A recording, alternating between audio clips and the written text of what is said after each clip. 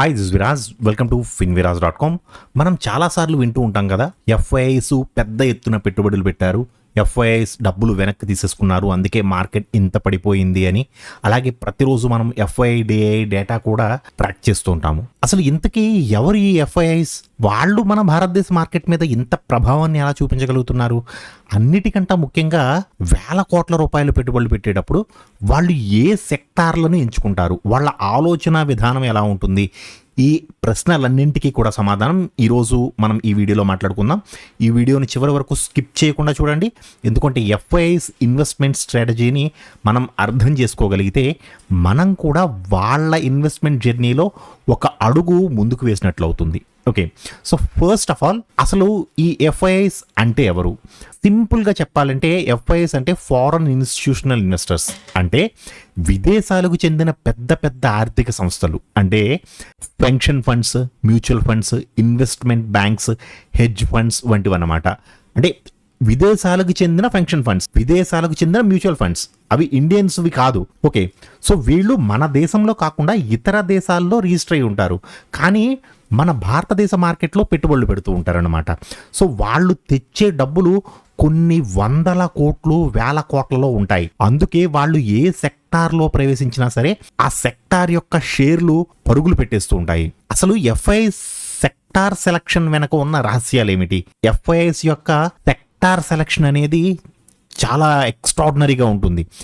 FIIs ఏదో గుడ్డిగా వచ్చి యాదృచ్ఛికంగా ఒక సెక్టార్లో పెట్టుబడులు పెట్టేయరు. వారి వెనక ఒక పెద్ద రీసెర్చ్ టీం ఉంటుంది, ఎనలిస్టులు ఉంటారు, ఆర్థిక నిపుణులు ఉంటారు. వీళ్ళు ప్రధానంగా 4 అంశాల మీద లోతుగా విశ్లేషించి ఒక నిర్ణయానికి వస్తారు. అందులో ఫస్ట్ వచ్చి macro economic factors. Macro economic factors అంటే ఏంటి సార్ అని మీరు అడగొచ్చు. అంటే ఒక దేశానికి సంబంధించిన ఎకానమిక్ ఫ్యాక్టర్స్ అన్నమాట. ఇందులో ఫస్ట్ వచ్చి జీడిపి గ్రోత్ రేట్ని చూస్తారు. అంటే దేశ జీడిపి బలంగా పెరుగుతుంటే ఆర్థిక వ్యవస్థ అభివృద్ధి చెందుతోంది అని అర్థం. ఇది కంపెనీల లాభదాయకతకు మరియు స్టాక్ మార్కెట్ పనితీరుకు చాలా మంచి సంకేతం అన్నమాట.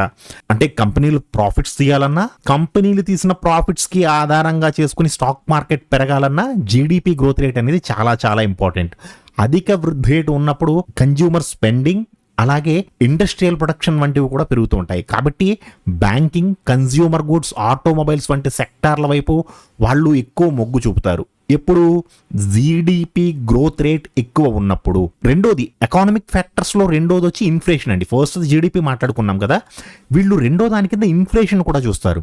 ఇన్ఫ్లేషన్ అంటే ఏంటి? ద్రవ్యోల్బణం. సో ఇన్ఫ్లేషన్ ఎక్కువగా ఉంటే అది కంపెనీల లాభాలను దెబ్బతీసేస్తుంది.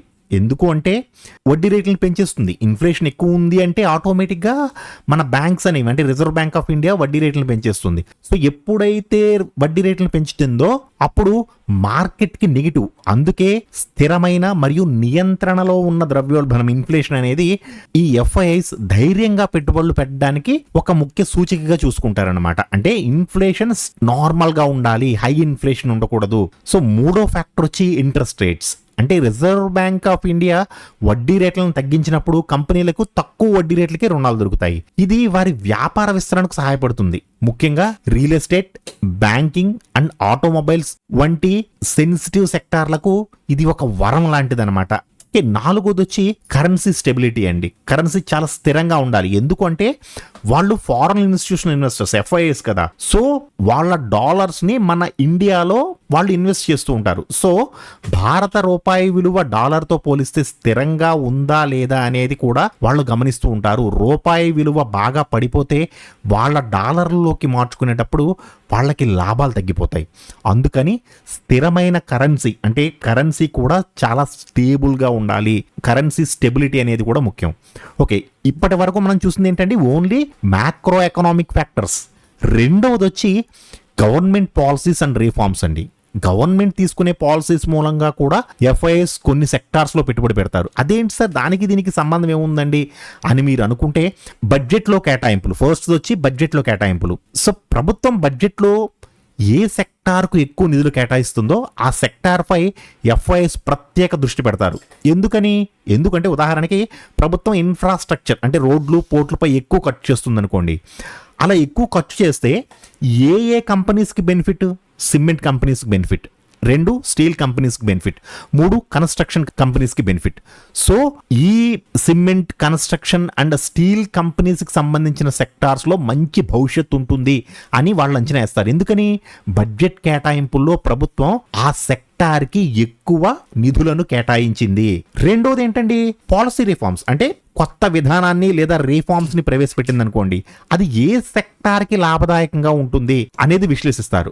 ఉదాహరణకు చెప్పాలంటే ప్రభుత్వం production linked incentives, PLI schemes అంటారు కదండి, వాటిని ఎలక్ట్రానిక్ మ్యానుఫ్యాక్చరింగ్ కోసం ప్రకటించింది అనుకోండి, అప్పుడు ఎఫ్ఐఐస్ ఆ సెక్టార్లోని కంపెనీలపై పెద్ద ఎత్తున పెట్టుబడులు పెడతారనమాట. అలాగే డిఫెన్స్, గ్రీన్ ఎనర్జీ వంటి రంగాలలో ప్రభుత్వ ప్రోత్సాహకాలు, అంటే ప్రభుత్వం సబ్సిడీ ఇస్తుంది కదా, గ్రీన్ ఎనర్జీకి సంబంధించి సబ్సిడీ ఇస్తుంది. సో అటువంటిప్పుడు ఏం చేస్తాయి?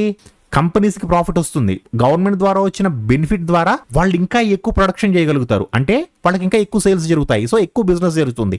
సో అటువంటి సెక్టార్స్ కూడా ఎఫ్ఐఐస్ను ఆకర్షిస్తుంది. సో ఇక్కడ గవర్నమెంట్ తీసుకునే policy and reforms and budget కేటాయింపులను కూడా ఎఫ్ఐఐస్ చాలా నిశితమైన దృష్టితో గమనిస్తూ ఉంటారు. మూడవది, ఇప్పటి వరకు మనం 2 మాట్లాడుకున్నామండి, మొత్తం 4 ఉంటాయి, ఇప్పటి వరకు మనం 2 మాట్లాడుకున్నాం. మూడవది వచ్చి సెక్టోరియల్ గ్రోత్ అండ్ ట్రెండ్స్ అండి.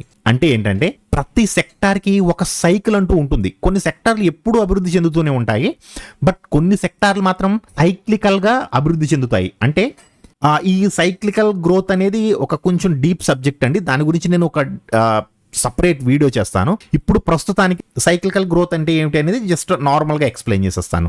ఓకే, సో ఫస్ట్ వచ్చి ఇందులో కూడా సెక్టోరియల్ గ్రోత్లో కూడా ఫస్ట్ వచ్చి ఫ్యూచర్ గ్రోత్ పొటెన్షియల్, అంటే రాబోయే 5 నుంచి 10 సంవత్సరాల్లో ఏ సెక్టార్కు విపరీతమైన వృద్ధి అవకాశాలు ఉన్నాయి అని చూసుకుంటారు. ఉదాహరణకి ప్రస్తుతం భారతదేశంలో డిజిటలైజేషన్, గ్రీన్ ఎనర్జీ, ఎలక్ట్రిక్ అంటే EV vehicles and artificial intelligence, so ఇటువంటివి మెగా ట్రెండ్స్ అన్నమాట.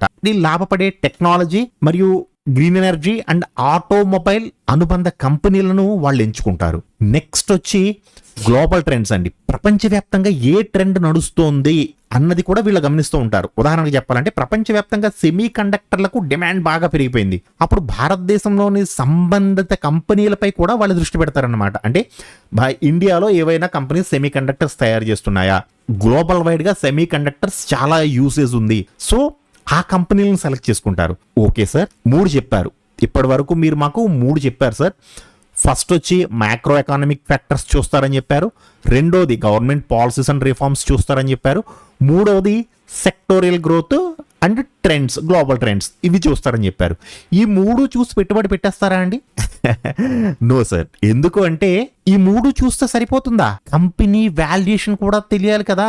కంపెనీ స్టాక్స్ ఏ వాల్యుయేషన్ లో దొరుకుతున్నాయి, అంతా బాగానే ఉన్నా కానీ ఒక కంపెనీ షేర్ లేదా ఒక సెక్టార్ చాలా ఎక్కువ ధరలు, అంటే ఓవర్ వాల్యూడ్గా ట్రేడ్ అవుతుంటే వాళ్ళు పెట్టుబడి పెట్టడానికి వెనకాడతారు. ఎందుకు?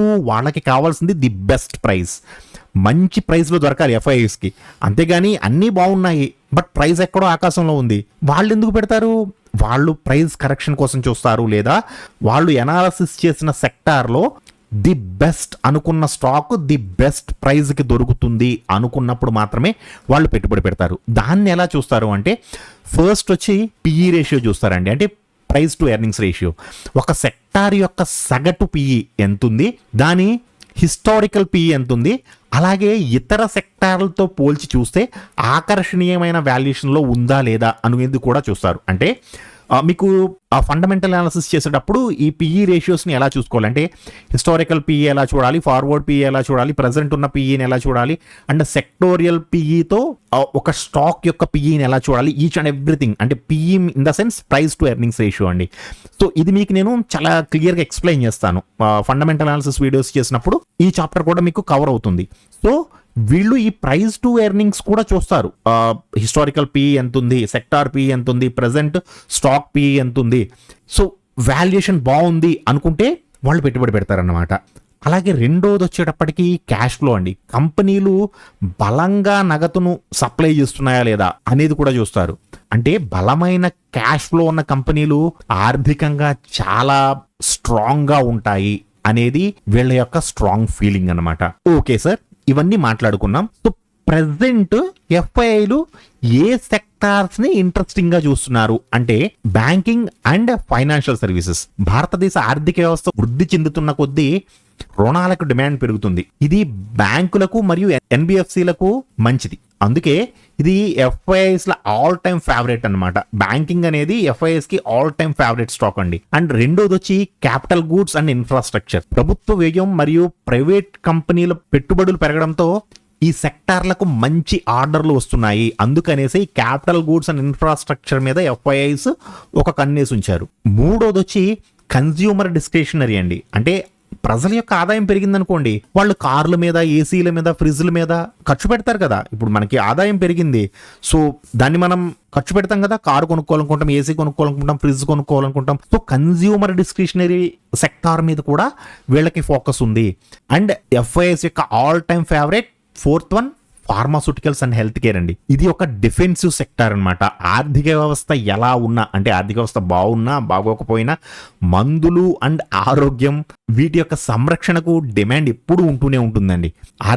నా ఆర్థిక పరిస్థితి బాగోలేదు అని నాకు ఒంట్లో బాగోకపోతే నేను హాస్పిటల్కి వెళ్ళడం మానేస్తానా? అప్పు చేసైనా చూపించుకుంటాను, అవునా అండి? So pharmaceuticals and health care అనేది ఎఫ్ఐఎస్ కి ఆల్ టైమ్ ఫేవరెట్ గా ఉంటుంది. సో ఫస్ట్ చెప్పాలంటే banking and NBFCs, and second pharmaceuticals. వీళ్ళు ఈ రెండిట్లోనూ కూడా చాలా ఇంట్రెస్టెడ్ గా ఉంటారన్నమాట. ఫైనల్ కన్క్లూజన్కి వచ్చేటప్పటికి ఎఫ్ఐలు ఒక సెక్టార్ని ఎంచుకోవడానికి వెనక ఎంత పెద్ద విశ్లేషణ ఉందో చూసారు కదా. వాళ్ళు కేవలం ఒక అంశాన్ని చూసి నిర్ణయం తీసుకోరు. దేశ ఆర్థిక వ్యవస్థ చూస్తారు, ప్రభుత్వ విధానాలు అండ్ రిఫార్మ్స్ చూస్తారు, సెక్టార్ యొక్క ఫ్యూచర్ ఎలా ఉండబోతుంది అని చూస్తారు. అండ్ ఇవన్నీ చూసిన తరువాత ఆ స్టాక్ లేదా ఆ సెక్టార్ అనేది ప్రెసెంట్ మేము ఎంట్రీ తీసుకోవడానికి సరైన వాల్యుయేషన్లో ఉందా లేదా అనేది కూడా చూస్తారు. సో ఈ అంశాలను బేరీజ్ వేసుకున్న తరువాతే వాళ్ళు వేల కోట్ల రూపాయలు ఒక సెక్టార్లోకి ఇన్ఫ్యూజ్ చేస్తారు, అంటే బై చేస్తారు. సో మనం కూడా ఒక రీటైల్ ఇన్వెస్టర్గా ఎఫ్ఐల ఈ ఆలోచన విధానం నుండి చాలా నేర్చుకోవచ్చు.